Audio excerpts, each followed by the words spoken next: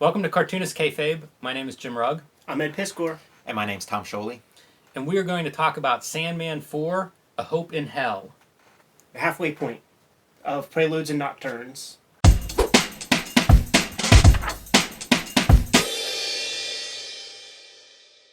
The story basically is Morpheus is trying to reassemble his tools that were lost while he was imprisoned, as chronicled in Sandman 1. And in this case, he's going to hell to retrieve his helmet. Yeah, he just got his pouch full of Yeah. magic sand, sleepy dust. He needed that power boost to take on Hell, because Hell's a pretty big obstacle. And the story opens in darkness. Sandman's sort of pondering, I guess, what he's about to do and where he's coming from, and it's kind of lonely and thinking about like the emo goth qualities of Sandman. It's here. Yeah. Like it's arrived. Visually, I was kind of happy with this sequence. This felt stylistic. It kind of stood, visually it stood out. And then also the title page, Hope in Hell. The lettering's very, very effective. Oh, talk line's on point, man.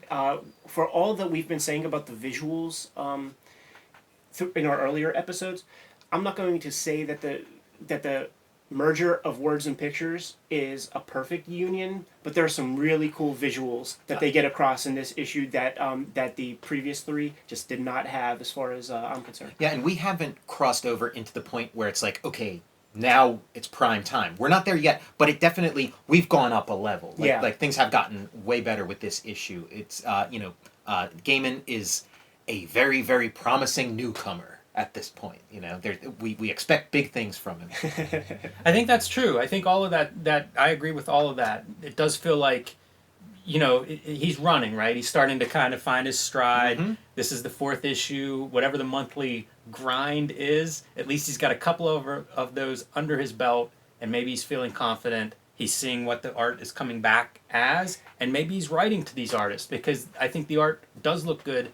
The divide between Sam Keith and Mike Dringenberg, the divide I think is more visible in this one, but it works fine. There are pages that I think are clearly one of these artists or the other, but I have no complaints about either one. This is not a comic that shows up in the Shop and Save magazine rack. It's a direct market comic. So perhaps, and with my own experience, it's issue 4 when those issue 1 numbers come in.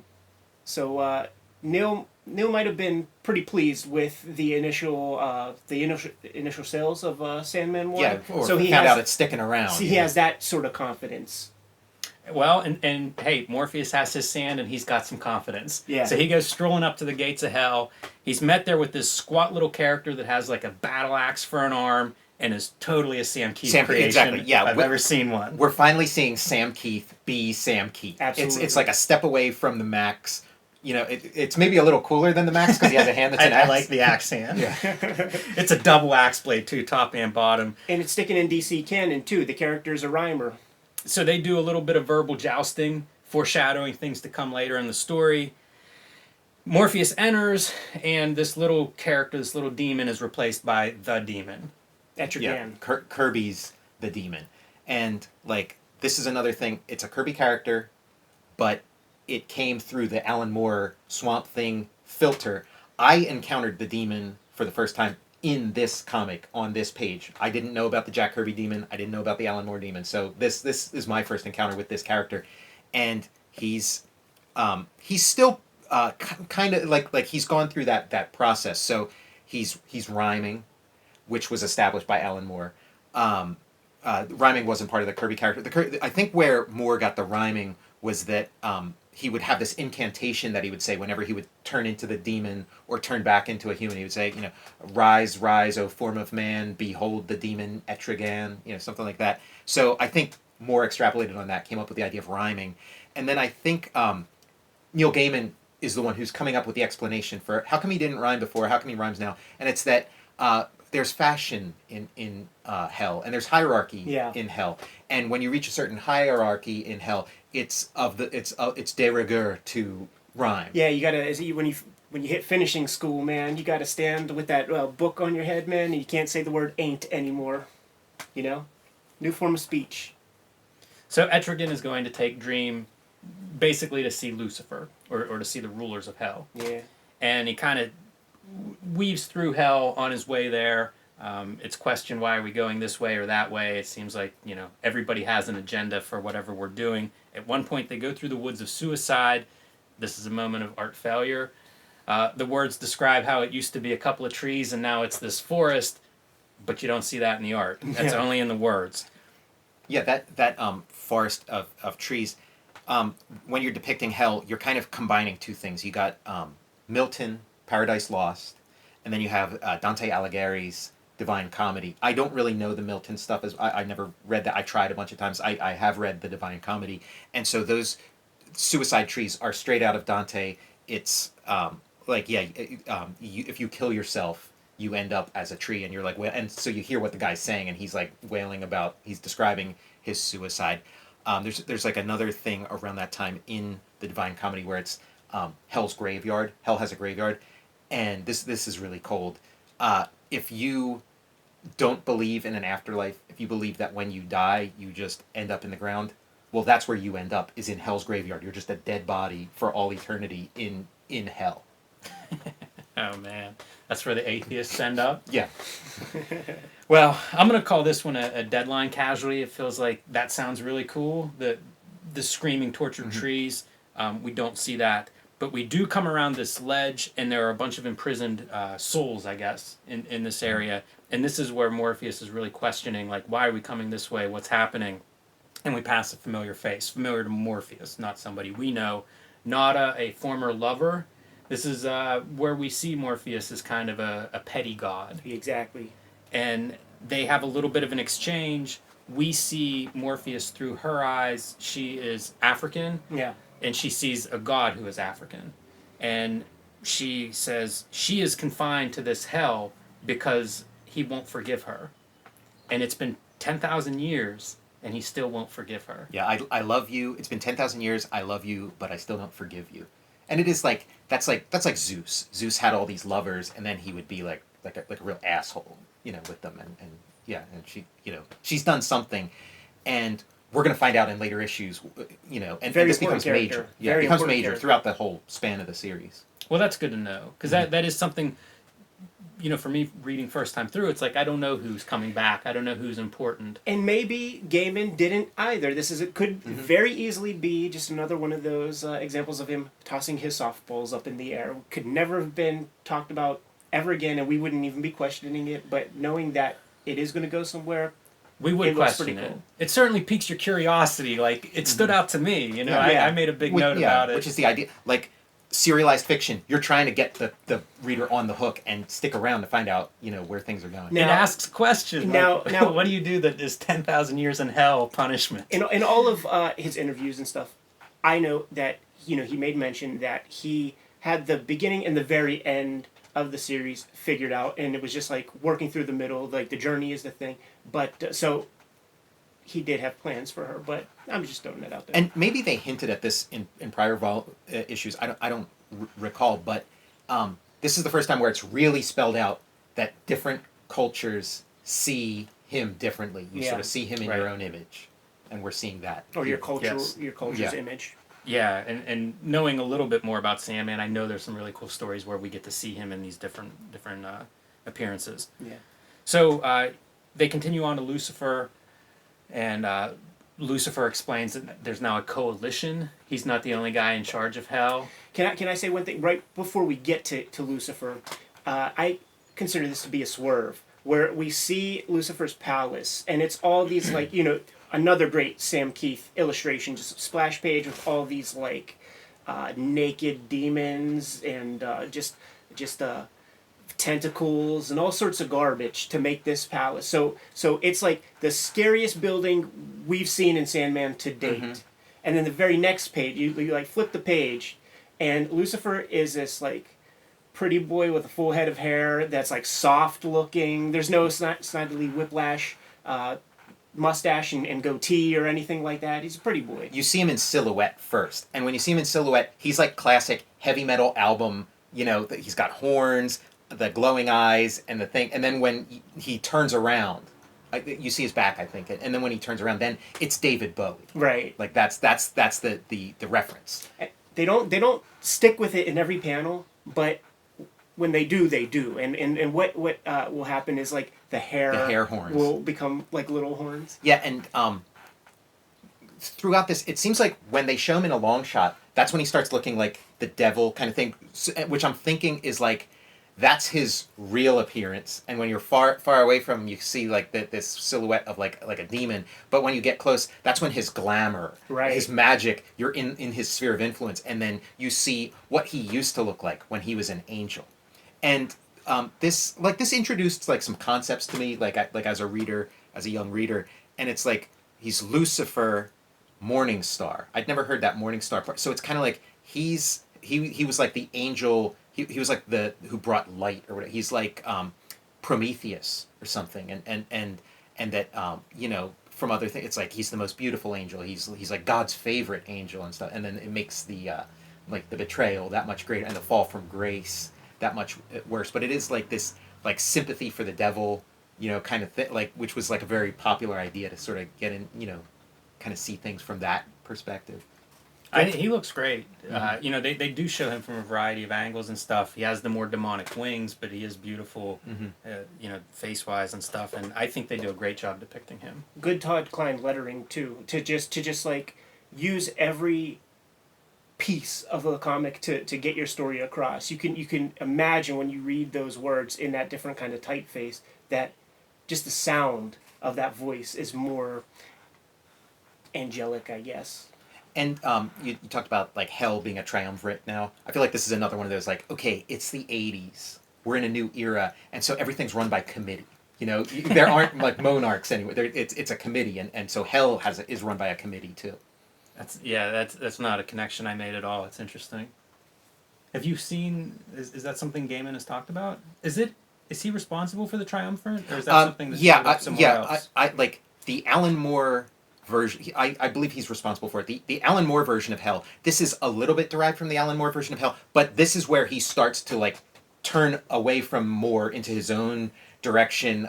You know, like the Lucifer Satan figure is very different in the Alan Moore one. He does make reference to the Alan Moore things about how there was this great darkness, and that's why there's a triumvirate. So this is the fallout of Alan Moore's big heaven and hell crossover, where there was this like giant dark hand that was like taking over hell, and that like upset the power structure in hell. We're learning in this issue, and that's why there's a triumvirate. So I think this is Neil Gaiman, you know, taking these things in a different direction, but building off of and figuring out a way so that he can't just simply order a demon to give Morpheus his hat back, basically.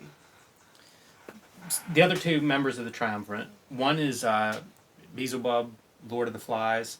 Very cool depiction. He has kind of human legs. I think he's always upside down, maybe. Yeah. And then he has like the bulbous, like his body's basically a fly head. It's a good image. And then the third guy is kind of like a mad ball or something. A bunch of eyes, and he just kind of floats around. They look cool, though. They have a little bit of an exchange. He explains why he's there. He wants his helmet. One of the demons in hell has it. Figures out basically who has it, which demon. That guy looks great. I don't know how you pronounce it. It's Coranzon. Yeah.